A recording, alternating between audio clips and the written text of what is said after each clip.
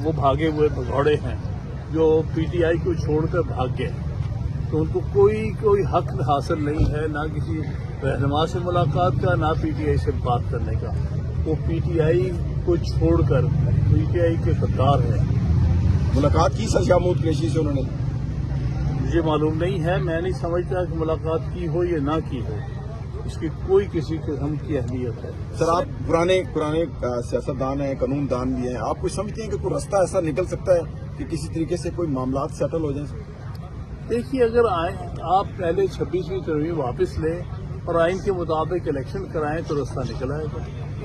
Sir Khan साहब की बहन ने आके बाहर कहा कि आप अदालतों में जाके बैठ जाएं, लेकिन उस दिन से लेके आज तक ऐसा कोई वाकया नहीं हमने देखा। तो सर आप इस बारे में क्या कहना चाहेंगे, क्योंकि खान साहब की वाज़ेह हिदायत थी कि आप अदालतों पे प्रेशर डालें, अदालतों से उम्मीद रखी जा सकती, लेकिन आप कहते हैं अदालतों का वकार दबाए, तो आप क्या कहेंगे? देखिए, बहरहाल बात तो खान साहब की दुरुस्त है, क्योंकि हम कोई और किसी किस्म की डील नहीं करना चाहते। हम चाहते हैं कि अदालती निज़ाम में ही रिलीफ मिले, और खान साहब बिल्कुल दुरुस्त कहते हैं। अब अगर अदालतें बेबस हो गई हैं तो इसीलिए तो हमने 26वीं तरमीम को चैलेंज किया है। और आपने देखा होगा, मैंने भी बहस की है और भी उल्टा ने बहस की। क्यों हम कर रहे हैं? क्योंकि हम अदालती निज़ाम को एक दफ़ा फिर वापस लाना चाहते हैं। सर मसला ये है ना, जो 26वीं आईनी तरमीम के बेनिफिशरी थे वही ये केस सुने, तो आप क्या उम्मीद रखते हैं अदालत से?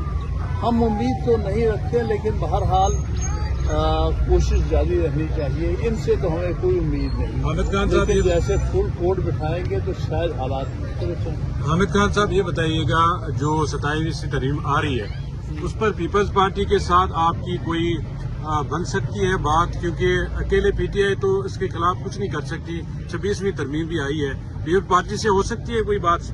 देखिए, असूल पे तो हमेशा बात हो सकती है।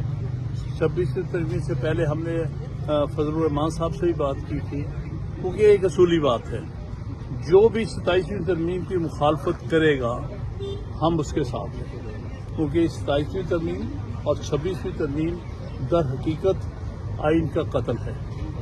बहुत बहुत शुक्रिया।